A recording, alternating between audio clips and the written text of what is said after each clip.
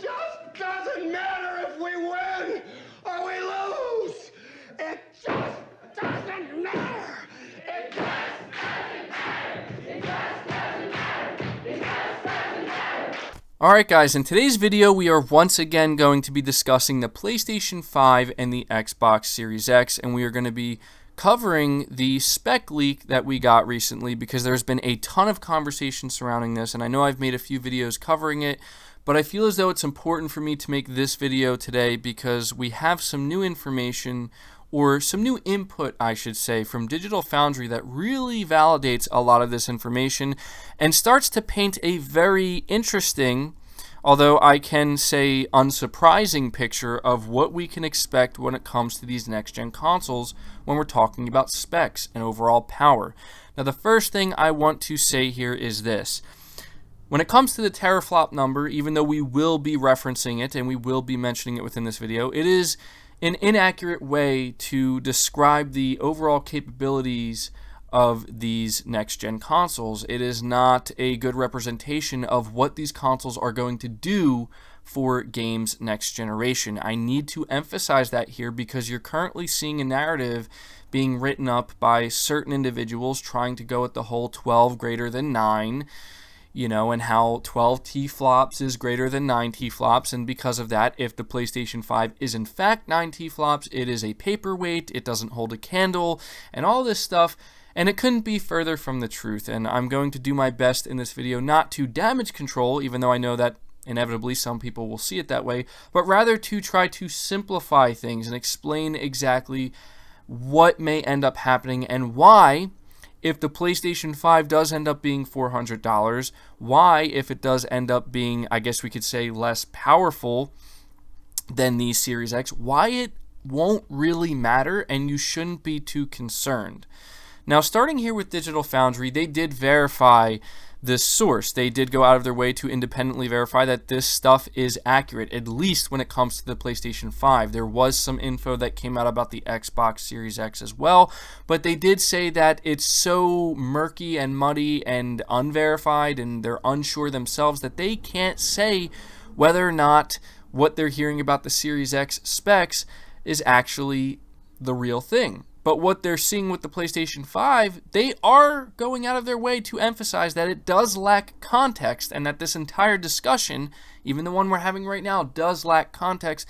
But they did emphasize that, listen, it's more than likely that what we're seeing here is a pretty accurate reflection of what the specs are going to be inside the PS5. They did also further emphasize that it's also worth noting that these consoles are going to be highly customized. So this is where you need to understand that until Sony and Microsoft come out themselves and give us the full reveal of the specs for each console, we always need to keep in the back of our minds, just like Digital Foundry says here, that we are not on the inside, we are on the outside looking in. And the truth is, when we get the final specs for these consoles, a lot of these things, a lot of these components are going to be highly customized, and they're going to be capable of doing things that we were not expecting. Thus, why the teraflop number is not a good representation of what these consoles will be capable of.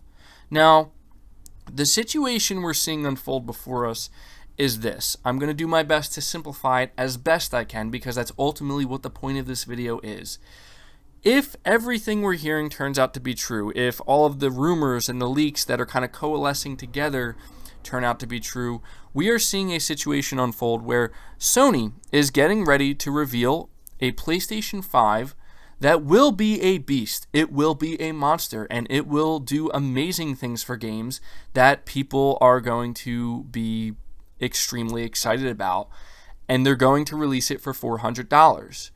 That's the point that you need to understand here. However, we are also seeing a situation where Microsoft is also going to be releasing a beast of a console. In fact, it may be a bigger, slightly more powerful beast of a console than what the PS5 will end up being. But Digital Foundry was keen to emphasize that if what they're seeing turns out to be the truth, if this thing does turn out to be much more powerful than they were anticipating, the price is certainly going to reflect that. And so what I'm starting to believe now is that what we are going to see happen with these next generation consoles is you have Sony coming out here with an extremely powerful console, and we are going to discuss why this is going to be a next-gen console. Sony, out of everything that they have confirmed and verified themselves throughout this past year, I don't understand how anybody could walk away saying that the PS5 is going to be some type of paperweight or it's not going to hold a candle to whatever Microsoft is doing. You couldn't be more wrong, and we're going to discuss why a little bit later in this video. But we have a situation. Sony's going to release a $400 PS5 that's going to be extremely powerful, and it's going to scream next-gen, right?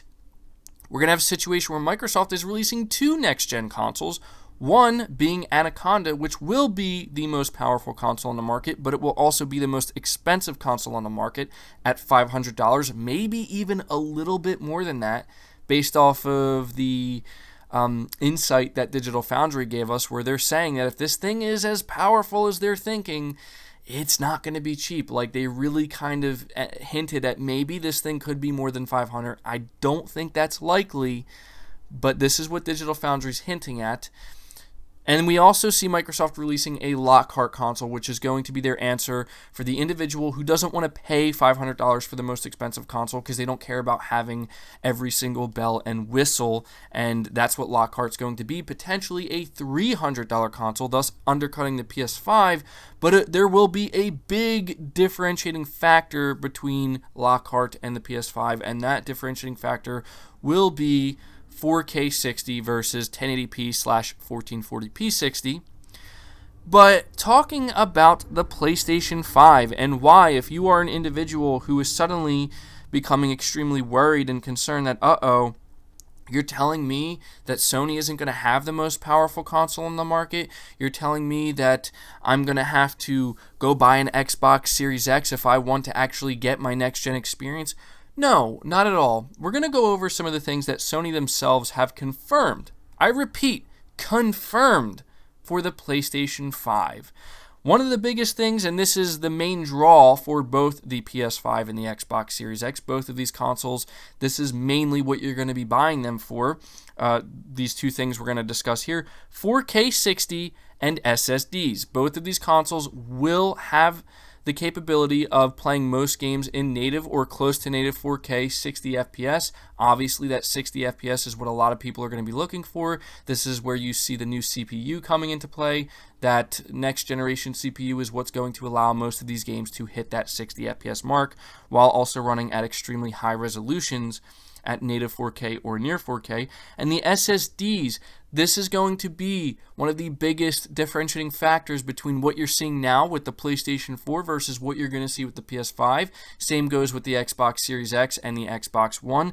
The SSDs are going to be highly, highly customized, and they are going to do amazing things for games. You already see developers talking about how excited they are to implement them and utilize them for their games. You already see how excited they're getting about this stuff. And these are the things that Sony has already confirmed about the PlayStation 5. So we got 4K 60, and they're saying that some games could even go up to 120 frames per second. However, we already know that most games will not. They're confirming 8K support. We already know that most games are not going to hit that, but they're just saying, technically speaking, it is possible. And we know that Sony already confirmed the SSD being highly customized, but Mark Cerny did also confirm that the SSD that will be in the PS5 is going to be something that we haven't seen before, as in it's currently not available on any PCs. It's going to be top tier, even more powerful than any SSD that we currently see on the PC market right now. So we have all these things. We also heard Sony confirm, Mark Cerny confirm that, man, it's really hard not to call him Mark Cerny. You just get him so confused. But he confirmed that there is ray tracing at a hardware level with the PS5. A lot of people were very concerned about that.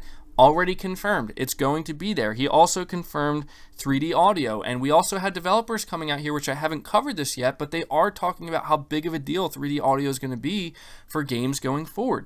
So these are all the things that Sony themselves have confirmed for the PlayStation 5. And the reason why I'm emphasizing this is because, listen, guys, stop worrying about the flops. I know I've been talking about them a lot on my channel, but I've been doing my research and I've been looking into it. And what I've realized is that trying to label these next-gen consoles, including the Xbox Series X, trying to label them with a single number to determine, to be an accurate reflection of what they're truly capable of, it's not fair. It doesn't work right. It's like trying to label a game with a single number to determine the quality of it or how good it may or may not be. It just doesn't work. It's not fair.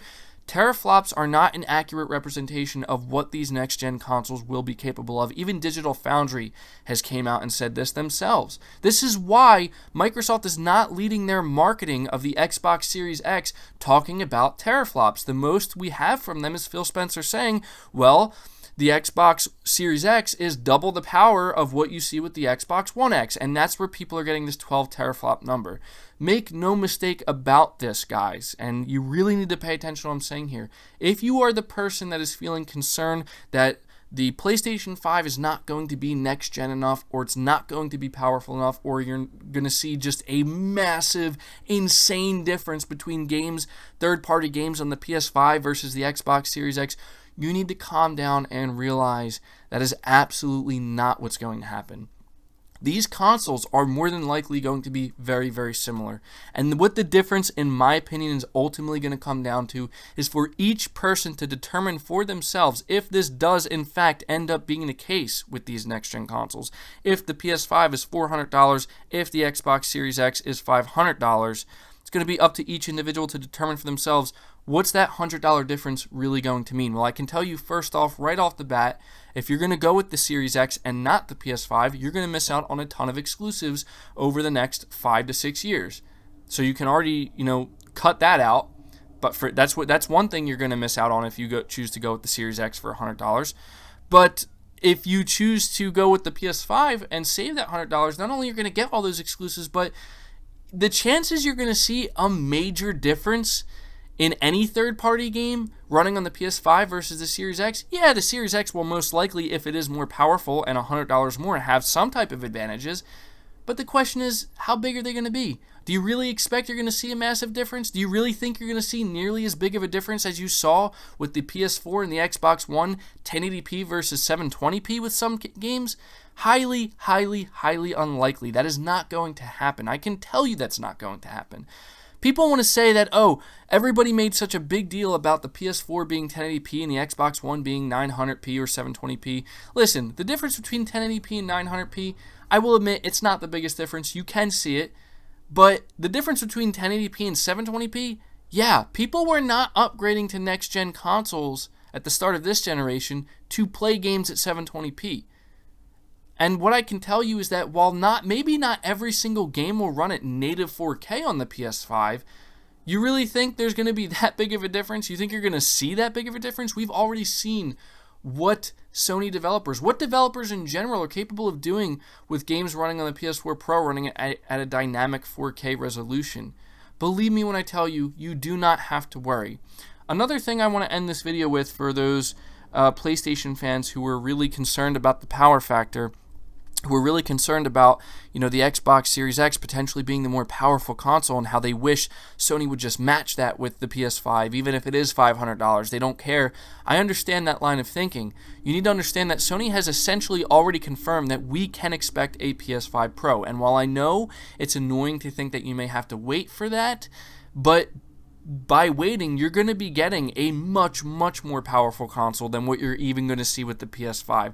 The reason why they confirmed this, or how I know they essentially confirmed this, they went on record saying that the PS4 Pro was a test case. They wanted to see if they could do the same thing, or they could do this with the next generation consoles. So the PS4 Pro, if it was a success, would determine whether or not they're going to do that. And they have said that the PS4 Pro is a success. So we are going to see a PS5 Pro. I had to make this video to clear things up because Digital Foundry's input is pretty significant. They are saying that this is lacking context, but they are also saying that there's a good chance that this is in fact what we're going to see with the PlayStation 5. It turns out that my information about, that leak on Pastebin and being old architecture, that is actually completely separate from this, and that is really important to understand. So I had to make this video not only clearing things up, but really just letting everybody know, don't worry about the flops, man. Just don't stress about the flops. Don't worry about them, because believe me when I tell you, there's a reason why both Microsoft and Sony are not talking about teraflops when it comes to their next generation consoles, because it is absolutely not an accurate representation of what they will be capable of. And believe me when I tell you, the PlayStation 5 and the Xbox Series X, they're both going to be amazing consoles. One may end up being a little bit more powerful than the other, but it's really not going to matter at the end of the day. After all, it all comes down to the games. But that's going to do it for the video, guys. Let me know your thoughts about this down in the comments below. Be sure to leave the video a like if you enjoyed it. Subscribe to the channel if you're new and haven't already. Hit the bell notification icon so you never miss an upload. And feel free to share this video out on top of all that. But until next time, guys, take care.